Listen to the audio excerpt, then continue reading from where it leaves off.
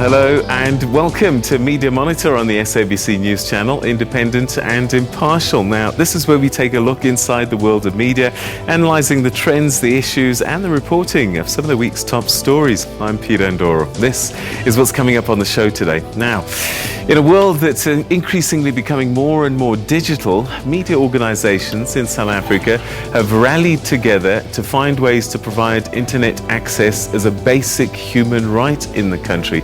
We'll have a lot more on that.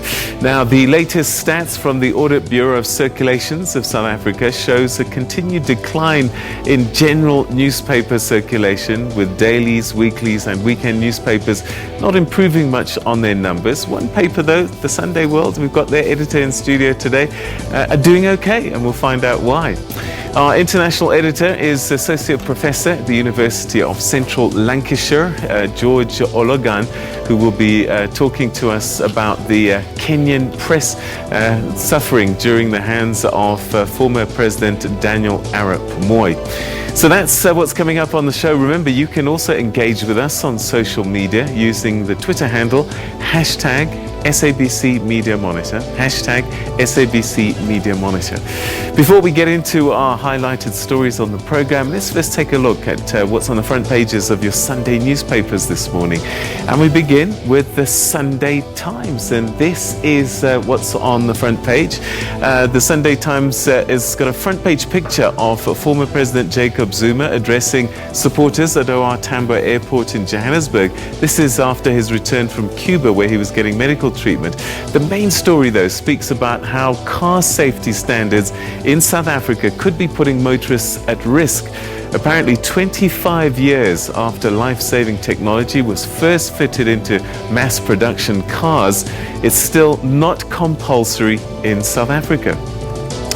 The City Press is leading with the Zuma return as well. The former president spoke to his fans, telling them that he's not afraid of going to jail. The paper says that he wasted no time in whipping up anger among the backers against the judicial process, probing his role in state capture.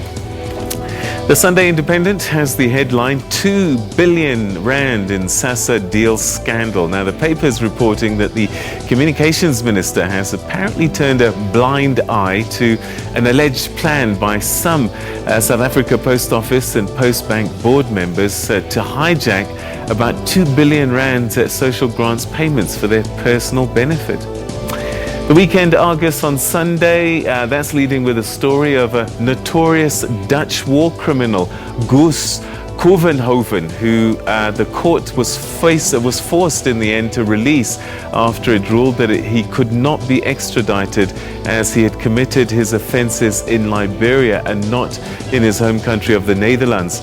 Kovenhoven was found guilty in Dutch courts for being involved in offences that, among other things, included murder, decapitating civilians, rape, looting, and also, I'm scared to say, but apparently he also involved throwing babies down wells. And the courts had to let him go because our law doesn't allow for extradition to countries such as Liberia.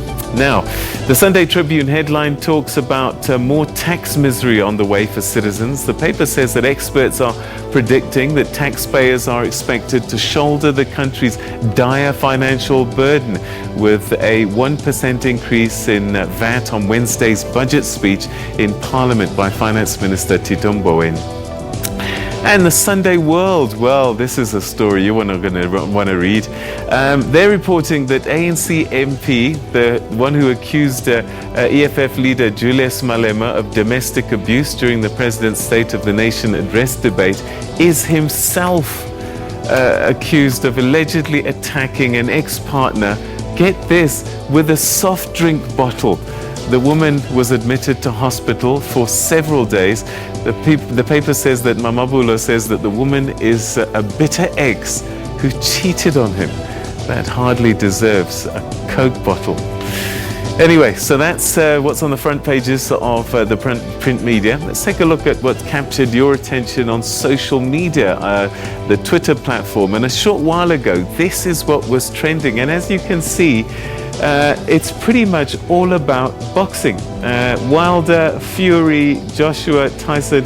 And so the Wilder story, Fury is all the same. Tyson Fury won his fight, and Daytona Wilder, I'm afraid, got beaten up quite severely. Yeah, Tyson Fury looks quite heavy, doesn't he? I mean, I suppose it is a heavyweight. But there you go. Daytona Wilder apparently looked as if he wasn't quite up for the fight itself.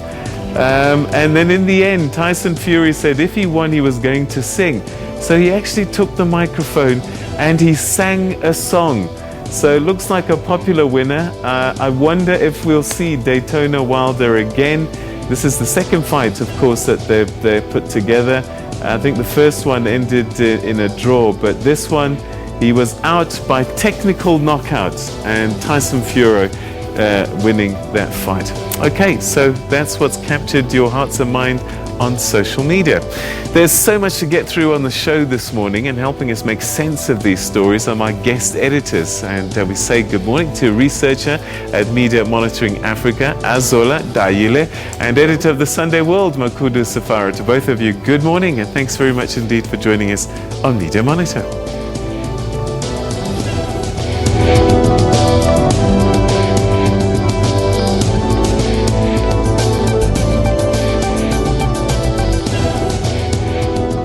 We begin with this.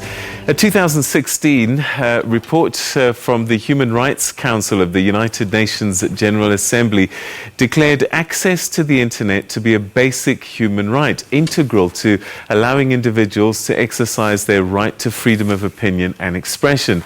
Now in South Africa, the South African National Editors Forum, the Interactive Advertising Bureau of South Africa, and Media Monitoring Africa, and the Association for Progressive Communication, as well as other media and online industry organizations, have been working together, meeting to provide thought leadership on universal internet access as a basic human right in the country, much in the same way as electricity and water. In 2016, the United Nations declared access to the internet and freedom of expression online a human right and condemned any efforts to hinder people from getting online. The resolution isn't legally binding and has already seen resistance from a number of countries, including Russia and China.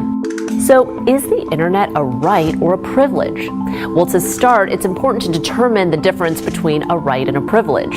Universal rights are inherent to all human beings, regardless of their race, gender, or nationality, and they can't be lessened or revoked. Rights are the most basic freedoms humans need to lead meaningful lives, like the right to move freely and own property. The same values often serve as a foundation for civil rights, which are backed by law. Privileges, on the other hand, are special freedoms and advantages only given to a limited amount of people. In short, people need rights, but they don't need privileges. The internet is traditionally understood as a privilege. However, as the web has become integral to human life, more and more people have begun to think of it as a right. According to a 2010 international poll by the BBC, nearly 80% of people believe the internet is a fundamental right, regardless of whether they themselves use it. One of the greatest proponents of this idea is Facebook founder and CEO Mark Zuckerberg, who in 2013 announced his campaign to get every person on the planet online. In his 10-page manifesto, Zuckerberg argued that because the global economy is shifting toward knowledge-based rather than resource-based industries, those who don't have internet access are at a disadvantage. Others, however, have argued that the internet doesn't meet the qualifications of a human right. One of the most famous people to promote this idea was Vint Cerf, who was coincidentally one of the early pioneers of the internet. In his 2012 New York Times op-ed, Cerf argued that equating the internet with fundamental needs like freedom of speech and freedom of torture is a mistake because over time we will end up valuing the wrong things. Many fall somewhere in between Cerf and Zuckerberg, arguing that people aren't entitled to the internet itself, but that they do have a right to internet access. Specifically, that each country should have a plan to make the internet accessible and affordable to its entire population.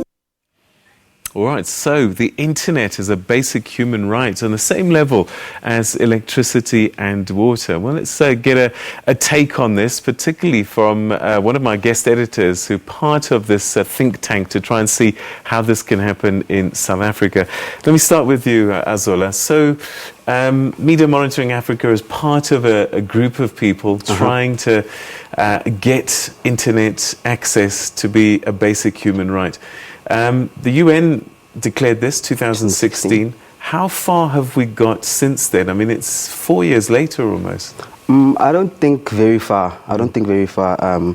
When Peter, municipalities have not, sort of taken initiative into doing this. I know in the Nelson Mandela Bay municipality, they had tried doing this. So the people who are being provisioned for, for electricity, sewage, and water, the people who are getting provisions from the government would then get a tranche of 250 megabytes, if I'm not correct. But I don't think that was something that was, undertaken by other municipalities as well. All right. So who would be in the way of free internet access? Who needs to be convinced to give it away?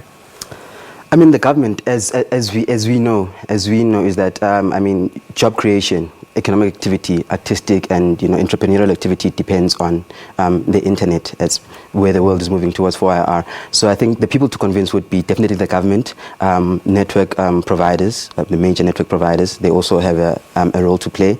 So a multi-stakeholder, private and public, stakeholder, I think. All right. So you have a 7-point plan. What does it speak to in the main? In the main, it speaks to broadband access at government sites. Yeah. So, for instance, I know at NYDA, they do provision for, they give internet provision. They have laptops and computers there where the youth can come in, search for jobs, do assignments, but for a certain amount of time. This also speaks to places like public libraries, where there should be, access to broadband and the internet. It also speaks to free public Wi-Fi. It also speaks to zero rating government sites where people can easily, what they speak of e-government, where people can get notices, tenders, whatever that the municipality is doing. Tell us what zero rating means. Okay, so zero rating basically means going to a site but not having to pay for it. Okay. So, for instance, it doesn't count as data? Yeah, no. So you could have zero data and zero airtime but still be able to access City of Johannesburg, for instance, on your cell phone to see notices, to maybe engage with the mayor or, It sounds like the mobile operators are going to have to be the biggest players in this. No, definitely. But there is an incentive for them as well. It means more people on their networks, so giving avenue for advertising. So really, but it also doesn't take away from what they are currently provisioning. People do buy data, and in actual fact, the people who buy in chunks, 10 megabytes today and 10 megabytes, actually pay more than people who can afford to buy maybe a huge chunk, 3-5 megabytes per month. On contracts. Yeah, definitely. So there is an incentive for the carriers as well. And as part of also their CSIs, they should also form part of their corporate social investments where, they are bringing people towards the internet, particularly with the talk of 4IR and the world moving towards digital. So they also have a role to play, definitely. All right. Okay, Makudu, let me bring you into this conversation. We're talking about it as a basic right, which means that without it, you're missing out on something. How important is it for people to be able to access the internet? If they don't, what are they missing out on, essentially? No, it's a lot. Yeah.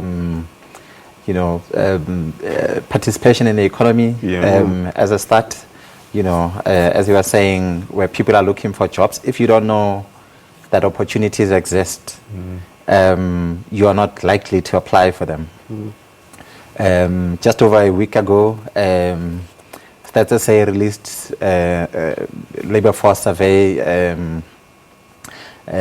indicating to us that unemployment, youth unemployment is shooting through the roof. And narrow definition of unemployment still at 29%.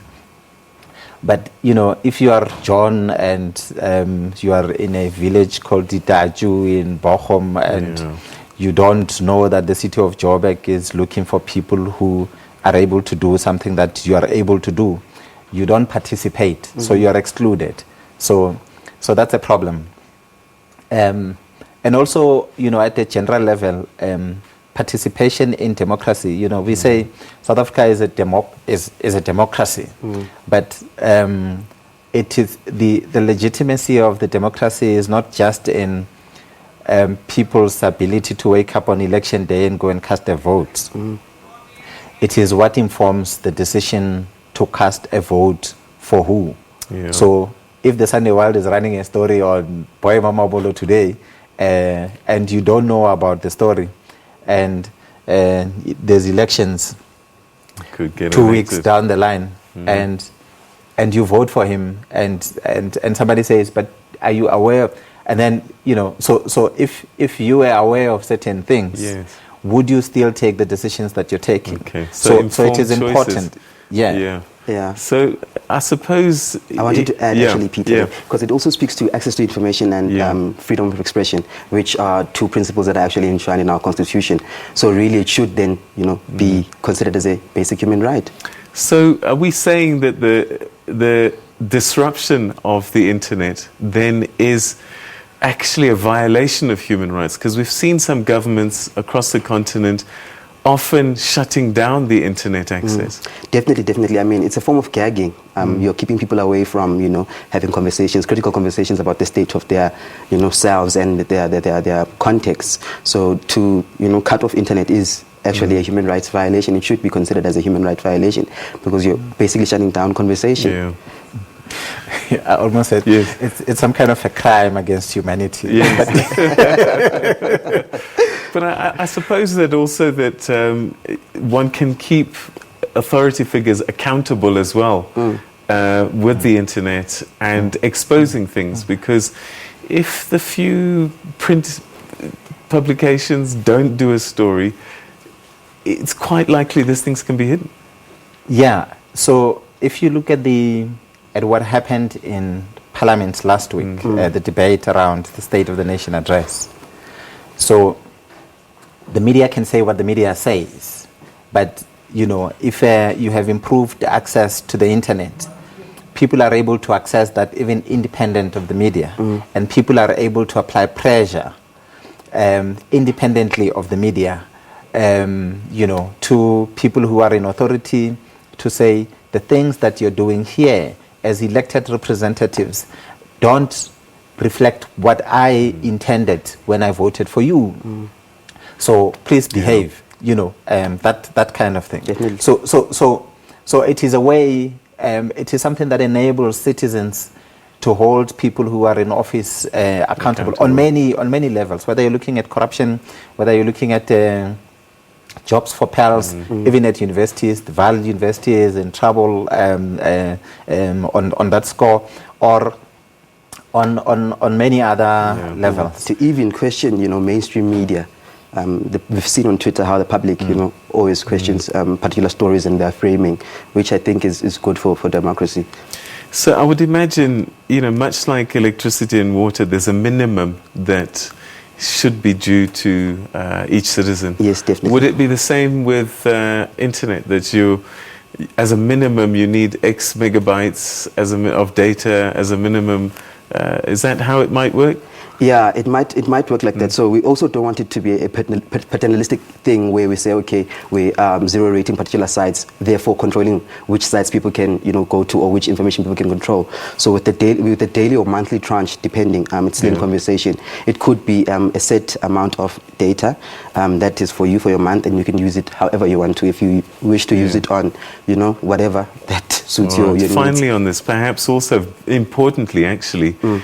If you give people access, you've got to protect them as well. No, definitely. So part of our 7-point plan is digital literacy programs, because you know it's the internet is prone to a whole lot of stuff: disinformation, misinformation, incitement, scams. So definitely, as Media Monitoring Africa, we are currently running Web Rangers, which is a digital literacy program but aimed at young children in primary and high schools. But obviously, programs to also equip, you know, the senior citizens would also form part of the work that we're doing currently. All right, okay. We're going to take a quick break, and when we come back, one of my guest editors is going to be pleased to talk about this subject, because his paper seems to be doing well, whilst others are struggling a little bit to sell their papers. Stay with us and find out what that's all about.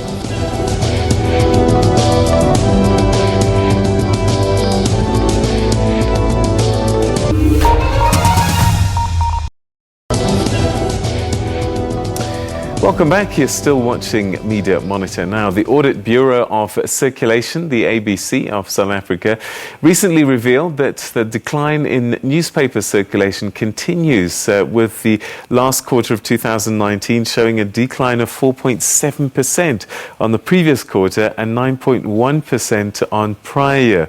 Now, according to the ABC, the local and free newspaper categories were the best performing, with the Dailies, Weeklies and Weekend newspapers experiencing no increases in the prior year and only negligible increases compared to the prior quarter. So why is this? Let's find out from our guest editors. But we start with you, Makudu, because the Sunday World seems to be growing slowly but still showing some growth. Yes. Let's talk generally. Why are papers struggling? It's principally a question of relevance. So, you know, with the rapid advancement of technology and platform innovations that change news consumption patterns, media houses can't continue to do what they've always done. You know, the strategy about, not even a strategy, the norm. This is how things have always been done. This is how we do things here. And that thing doesn't work. Times have changed. You know, the whole business model, the whole approach to news ought to change. And given what technology has done, it means every media house must define for itself what its unique selling proposition is. And so at Sunday World, for example, we've decided that we need to break stories. So every morning when you wake up and you get a copy of the Sunday World, we have set ourselves a task to tell you not that Jacob Zuma arrived at the airport, Right. which is what everybody would have seen, which is what everybody would have been on Twitter and blah, blah, and other media platforms. And you will see, or if you go back to the front pages that you dealt with earlier, that story is all over the show. Yeah. But for people who are buying the newspapers today, that's not new. So the Yes. question for the editors would be, what is the thing about Jacob Zuma arriving yesterday from Cuba and the things he already said publicly that is new that you're telling us? Are you doing analysis about it? Yeah. Are you know, so media houses, as I understand it, ought to define and be very clear about what they are selling. You know, so we sell exclusive content. So we say, you know, and we know that the shelf life of exclusivity is limited. But we say, when you get your copy of Sunday World, You're the only one who's got this story. yeah, we're not sharing. Our page leads are what we have. So when we say Mandisa Mashego, for example, has resigned from the EFF as a leader in Gauteng, that's not the story you should find in the Sunday Times and City Press. It's not a statement that was publicly released.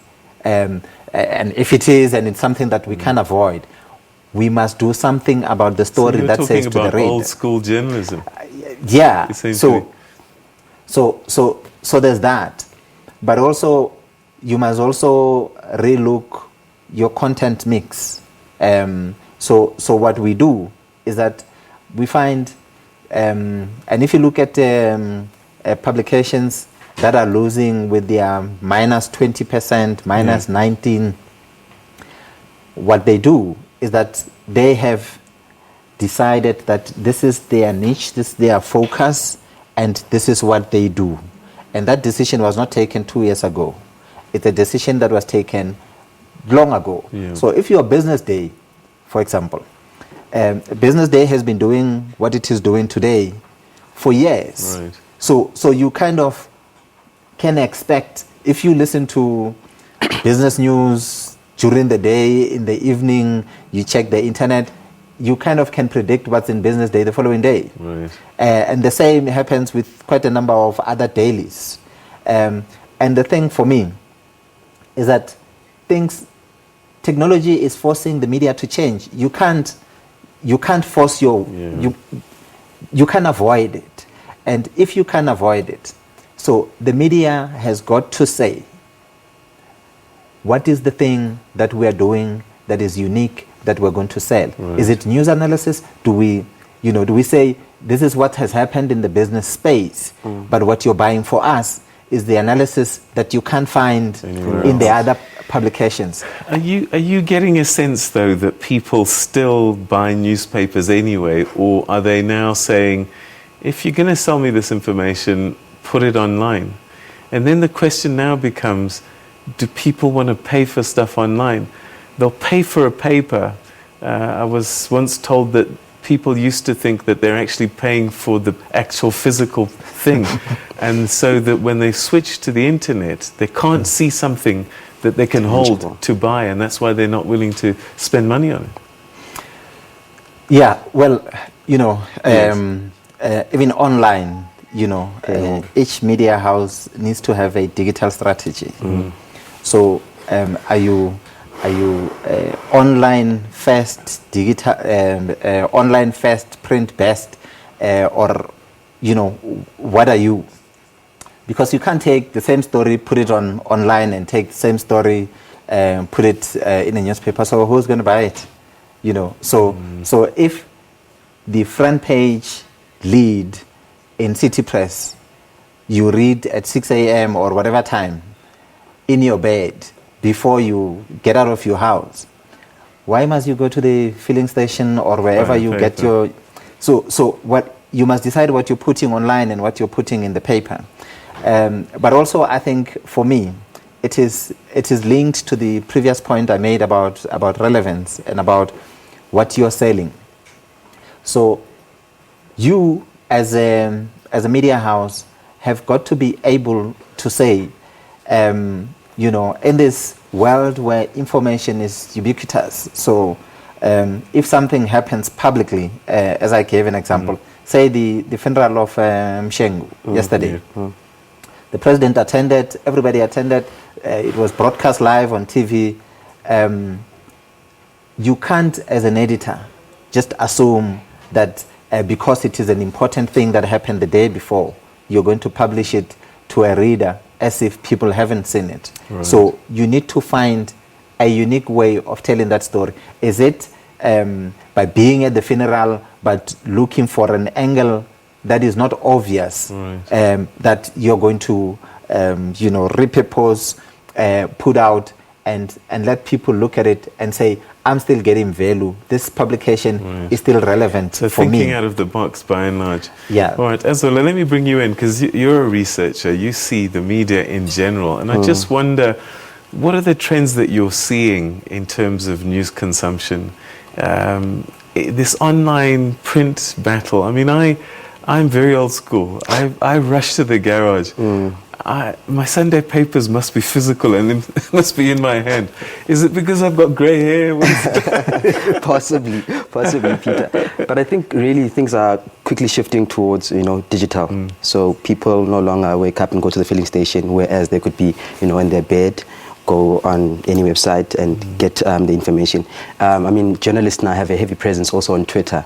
So sometimes stories get broken on Twitter and then also appear on the paper. This is my fear as well, because, people don't read anything long anymore.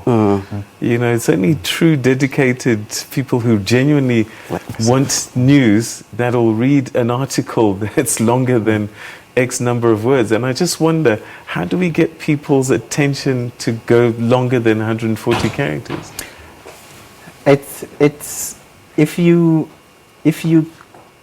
give them something that they look at and feel it's compelling. Yeah, it's not, it doesn't give them a deja vu kind of feel. Because if I'm reading something and I get a sense, I've been here before, so what are you saying? So I become impatient. So that piece of 500 words, I'm looking at it, I'm at paragraph number 3, and you have not actually started saying anything that is new to me. My head starts shaking. So what's the point? You're wasting my time. Get to the point.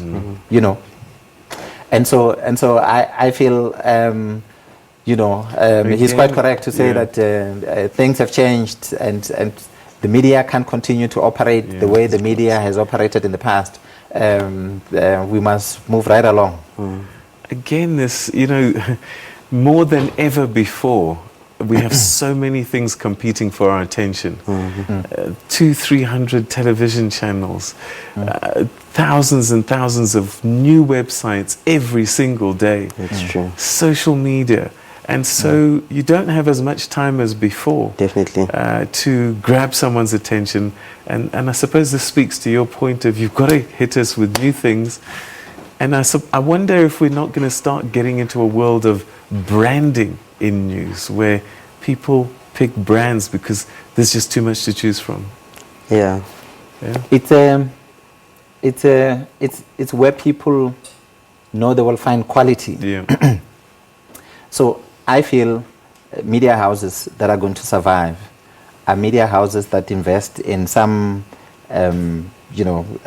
capacity to investigate and bring about something that is new. But that comes with a whole range of resource challenges because not every media house can afford to have people in a corner somewhere investigating things, not for publication this week and perhaps for next week, but the other week or possibly the other week, and that's a bit of a problem. Now, I mean the point you make about information and news being available on multi-platforms is quite apt. So the TV channels, the radio stations, in the car, the various websites that people have access to, and then the newspapers. So the question is going to be in the end, what is the thing that you're going to be able to do as a media house that's going to make people to trust you? So in the end, it's is all it about quality? content, Is it investigative capacity? Is it your level of writing that is a bar higher than your peers? Is it feature, more relaxed kind of writing? Each media house must define for its own. Unfortunately, we've run out of time because these things always run away from us. We're going to take a quick break, and when we come back, we'll go international. We're going to be talking about Daniel Moi's legacy in terms of journalism, and we'll also take a look at the local paper. Stay with us.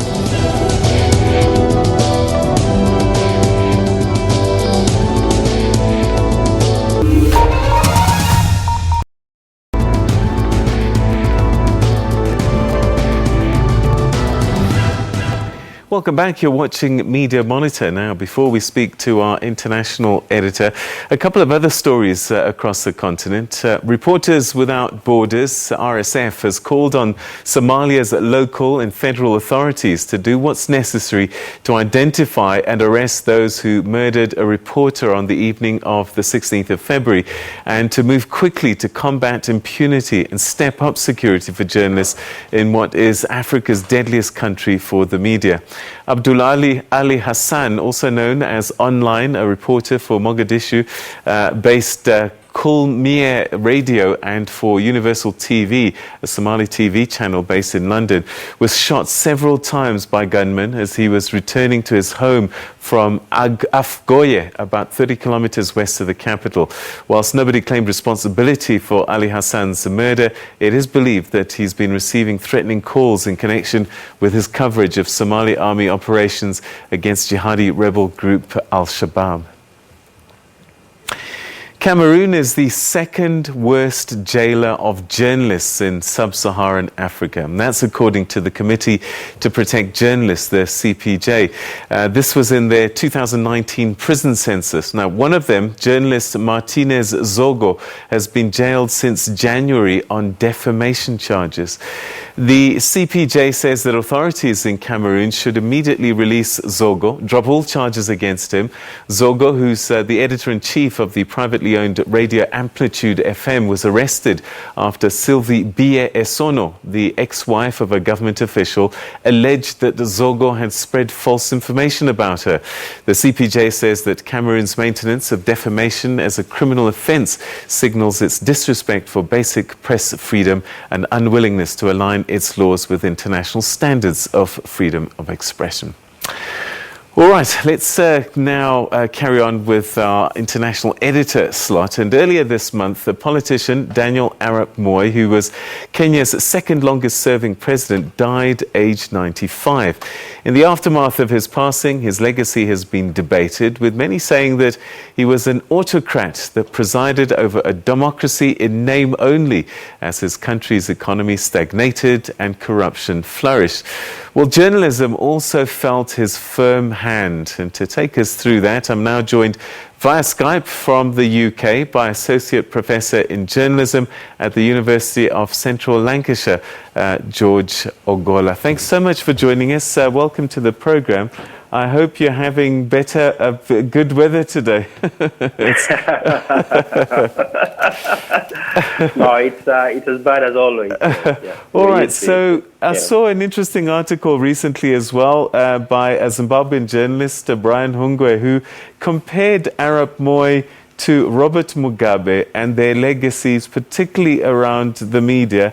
And I just wonder, take us through, when we tell the story of Daniel Arap Moi and how he handled the media, what were your observations? What did you write about? Yeah, I think it wasn't a particularly pleasant one. This is a man who was very interested in consolidating political power.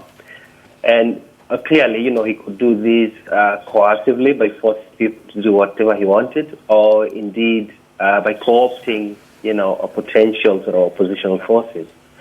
To do both, he needed some form of sort of disseminating the kind of information that he was interested in. And this is why he had this very specific interest in controlling the media.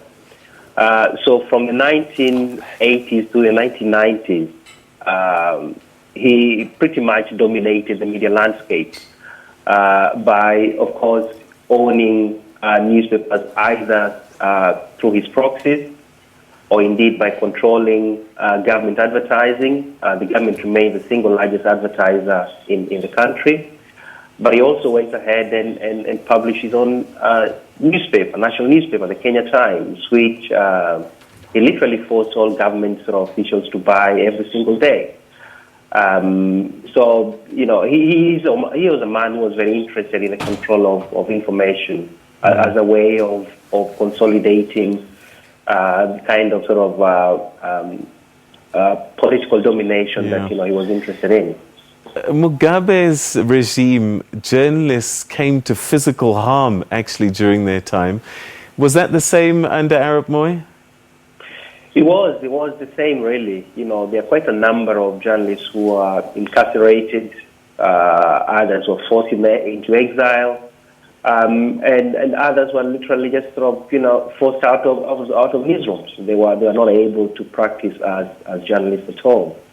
So it was perhaps a method that a number of post-independent, African politicians exercised quite ruthlessly across the region. How did it affect journalism? Because in these kinds of environments, you start to see self-censorship and people holding back on stories because they know what the consequences are. It did that, but it also almost sort of incubated what I would call sort of a very powerful oppositional culture that found space in what used to be called the gutter press. These were newsletters that, had no known addresses at all. So they would appear one night and disappear sort of the next day. So while it managed to control, what was published in the mainstream newspapers, there are also sort of oppositional cultures that formed outside of the mainstream, but also within, I must say. For example, in the highest selling sort of national newspaper, the Sunday Nation, you had fiction columns being published, within sort of that particular newspaper. But these fiction columns tended to almost, fictionalize, the reality that Kenyans were going through. And the public were quite aware of the stories that are being told. So these were essentially political stories, but told almost as though they were the humorous stories. But they became very powerful political spaces within which the regime was criticized, or some of Moi's policies rather hugely contested. People say often that the media shapes democracy and perhaps people's thinking. Do you think that with all of these interventions that the average Kenyan thought differently and might have been a different person had media been freer? In retrospect, perhaps. But you can never be too sure. Yeah. I think there are a number of forces that come into play, really. So it's not as straightforward as that. What I'm sure about is that in the political space was hugely sort of constrained, and in that respect, Kenya went many sort of steps backwards, really. After independence, it should not have been where it is at the moment. The political space should have been a lot more freer, but at the moment, people celebrate, those very small steps that ideally should have been in place by, the 70s, early 80s. I suppose, much like President Mugabe, they were fortunate that social media hadn't happened at that point to a degree that it was influential, and so they were able to better control the media. He might not have been able to get away with it in this day and age. Certainly not.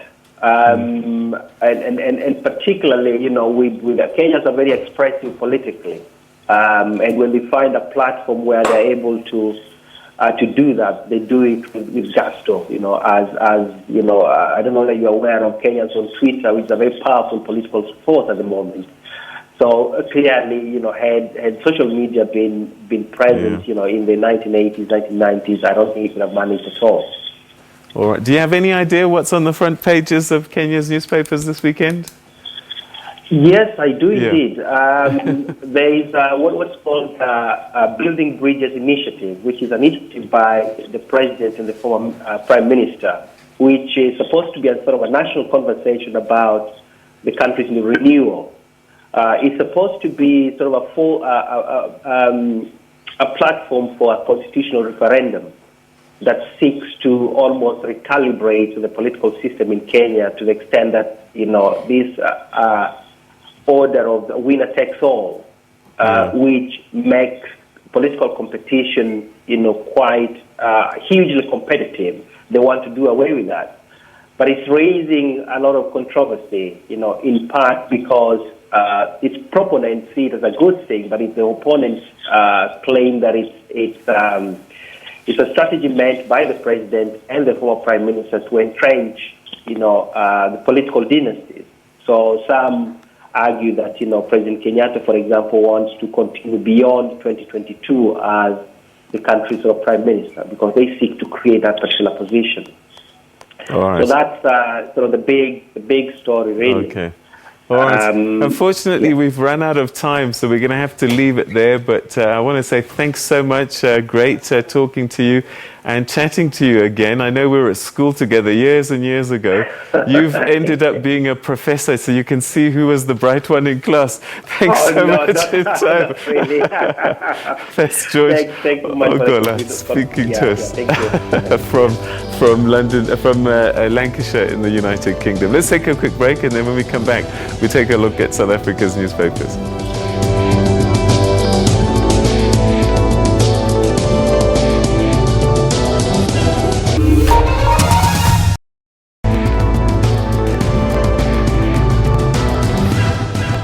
Right, welcome back. Let's start wrapping up things on Media Monitor, and we take a quick look at the newspapers. We saw the headlines at the beginning of the program, but let's go to the Sunday world. And Makudu, it's shocking that somebody would stand up in Parliament, accuse someone else of physical abuse against women, and then he himself, MP Mamabulo, is allegedly guilty of the same crime.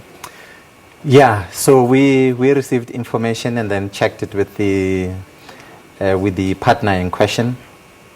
She confirmed it. We had received the case numbers. There's protection order, actual cases. A protection order issued by the courts? Yes, Wow. Against him. And we accessed the police statements, and in the police statements, it revealed that she said the MP who stood up to create an impression that he wants to fight gender-based violence, he's concerned about what's happening in Julius Malema's house, actually used a bottle of Coca-Cola. You know how thick that bottle is. Attacked her on the knees. She couldn't walk. Kept her in his house allegedly for several days, and then went and left her at the entrance of her home. Her mother called an ambulance. She was admitted in a hospital for a while. But he says that it's not true at all. This is false. She just created all the stories about him then. And he says she's bitter because he dumped her because he discovered that she was cheating on him with a fellow comrade. But, So he's saying that she made up the story, but the injuries can't explain. Yeah, she wouldn't have been admitted to a hospital if she wasn't injured. So the question is, what happened and what justified it? All right. Okay, we're going to talk about your other story now, but children are your concern. Yeah, I mean, to move away from, the male-dominated, politics-dominated or front-page news, it was refreshing to see both in the Sunday Independent and Sunday World positive stories focusing on children. So in one of the articles, an 18-year-old boy who's overcoming cancer, so he was diagnosed with cancer in 2017. We hardly hear children's voices, so particularly in serious newspapers like the Sunday Times and the Independent. The other one is an 11-year-old boy from Greenside Primary School who's using coding skills that he's learning from school to build his own web page. Fantastic. So really, really fantastic. These are really positive stories. Another shocker, Gauteng chairperson, EFF, quitting and looks like will leave the party as well downstream. Yes. We reported 2 weeks ago that she had cleaned her office. It was a strange thing. But this week we are reporting that on Monday she sent a resignation letter to the party's leaders, including Julius Malema, and it's a preparation for ultimate departure. So we'll hear when the party wants to make the announcement. But have you spoken to her? Yeah, she didn't want to speak, but we spoke to a number of people in the party who are senior and people. In fact, we got the story from people around her, the resignation letter that she wrote is a 2-page letter that was sent to Julius. And they're saying she's linked to Herman Mashaba.